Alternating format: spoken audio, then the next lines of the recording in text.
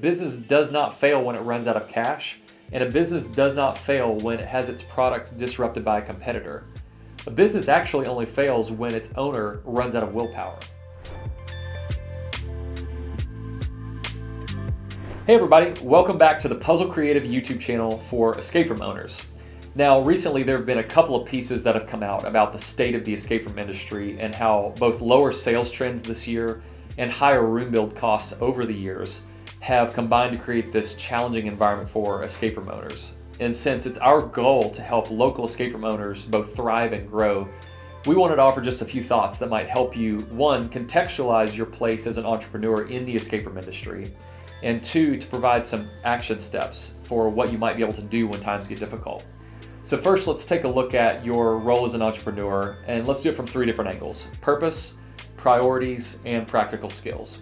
So first, let's take a look at purpose. If you're an escape room owner, I have news for you. You are an entrepreneur, and that means that your job is to try things that might not work. You see, the purpose of an entrepreneur in the economy is to create new things and to take risk. So when times get tough and sales are down, what should you do? Well, I can tell you exactly what you shouldn't do, and that's you shouldn't stop being an entrepreneur, because the best thing that you can do is what entrepreneurs are meant to do, and that is create something new and take a risk. It may seem counterintuitive, but the psychology of this is similar to what it's like being an investor in the stock market. We know that it's the right thing to do to buy low and sell high when we're investing. But when you actually own shares of a stock that's plummeting, it takes everything in you to keep yourself from selling. Like, all you want to do is get rid of it. But the right thing to do and the rational thing to do is actually to hold on. And if you really believe in the company that you're invested in, it would be good to take the opportunity where prices are low and actually buy more and invest more. And this is exactly what you should do and the way you should view your role as an entrepreneur in your own business. Now let's take a look at the second angle, priorities. There's this little mnemonic device that I like to use to help me remember what priorities that I should have as an entrepreneur.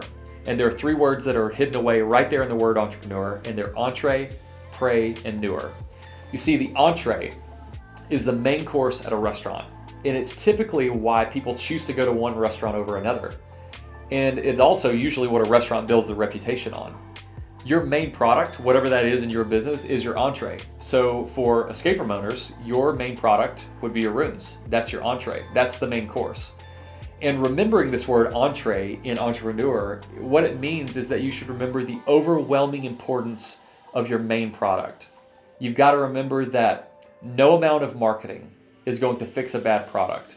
It also should serve as a reminder to you that if your business isn't doing well, trying to boost sales through add-ons like side projects or maybe a mobile game or an outdoor game or even an interactive lobby game, these are almost never the right thing to do when you're experiencing a downturn.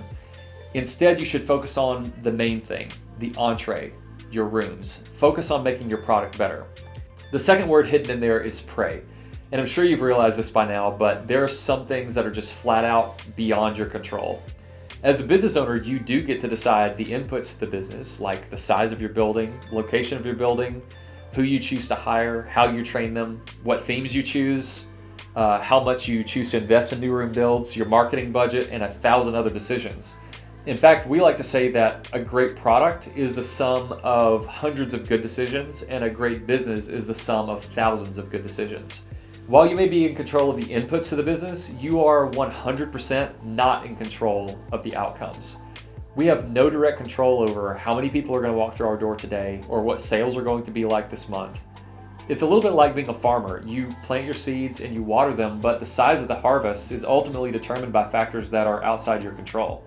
You don't get to decide how the market treats you, but you do get to decide how you react when times are difficult, when sales are down, and when you don't have enough. And I don't just mean the decision between fight or flight, although that can be part of it sometimes. No, I mean one step above that, which is the decision between faith and fear. Instead of being afraid of what might happen and seeing the world through a lens of scarcity, choosing instead to have faith when times are bad will lead you to have a more optimistic outlook and to see opportunities that you would otherwise miss. So pray about things that are outside your control, because in the short term, at least, that's all we can do. The third word is newer. Customers are always looking for something new. So it's our job as entrepreneurs to keep up with that customer demand. Sure, it's okay to take a break and to relax sometimes, but we can't get too comfortable. You have to keep iterating. In fact, if you haven't opened a new room in more than a year, you probably should. And not only iterating, but innovating. If you haven't tried something new that pushes the boundaries of your current skill set with a new room build in a while, then you probably should do that also. And to take this concept of newer a step further, sometimes newer might even mean disrupting your entire existing business by creating and launching something entirely new and better than your current concept. Now that we've covered the purpose and the priorities of an entrepreneur, let's take a look at practical skills. We think that there are 3 essential roles that must be filled in any business in order for the entrepreneurial venture to be successful. Sort of like the 3 legs on a stool, if you don't have all 3 of them, it's going to topple over at some point. These 3 things are the roles of strategic decision maker, which we like to call the visionary. And this is someone that has business acumen. They know when and where and how much risk to take. And they have the ability to make good decisions even when things are unclear. The second role is the role of creative problem solver, which we call the technician. This is someone that has the skills needed to make a great product for the business that you're in. So if you're in the restaurant business, for instance, and you don't know how to cook or set a menu, then you'd better partner with a chef who does. Otherwise, it's not going to work out very well. The third role is the role of reliable organizer, which we also call the administrator. This is someone who keeps everything on track. They make sure bills get paid on time, that paperwork gets filled out, and they know how to see a project through to completion. An owner can actually carry more than one of these 3 roles, but it's very, very rare for someone to be exceptional at all 3 of them. And that's why we call the person who has all 3 a unicorn, because they're either one of a kind or they don't exist. If you're not strong in all 3 of these roles, that's okay. You just have to make sure that someone on your team, and preferably on your ownership team, fills each one of these roles. If you're curious about how you stack up on these 3 practical skills, you can take the entrepreneurial assessment test that we've developed by going to assessments.puzzlecreative.com/entrepreneur. The link's also in the description below. Now that we've talked about your role as an entrepreneur, let's shift and talk about some action steps that you can take when times get difficult. First, we would recommend that you do not cut hours or availability of your product. You should focus on cutting variable costs instead. See, the goal is actually to offer as many sales opportunities to the public as you can, while at the same time cutting the labor costs out of it. So what you may have to do is stay open as long as you can, but shift your own hours to the store or the location where you're running games so that you can cut out the variable labor costs. And this is something that we've had to do many times over the years. One in particular, of course, was the summer of 2020 when COVID hit. All of us pulled back in, and instead of doing things like marketing and HR, we went back to the locations and we were the ones running games again. The second action step we recommend you take when times are difficult is create something new. Now, I realize that this probably sounds very difficult, especially if you're strapped for resources. But like we talked about earlier, sometimes the best thing that an entrepreneur can do is to create something, is to take a risk, because that's our nature. So do it with what you can. But you might find that when you do this, it unlocks a level of customer demand that you're not currently seeing.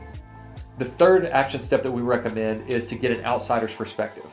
Have an expert come to your business and help you identify opportunities for improvement. Sometimes you're just too close to the circumstance in order to see it, and having a different person come in can help you see those opportunities. This, by the way, is something that we offer as a consulting service. But if you can't afford to pay someone right now, then find a friend in the escape room owner community and offer to do it for each other as a swap. As we wrap up this video, I want to offer this encouragement to you as a fellow business owner. No one can make you go out of business. It's true. In fact, a business does not fail when it runs out of cash, and a business does not fail when it has its product disrupted by a competitor. A business actually only fails when its owner runs out of willpower. So what I'm trying to tell you is, no one can take this away from you. You can only take it away from yourself.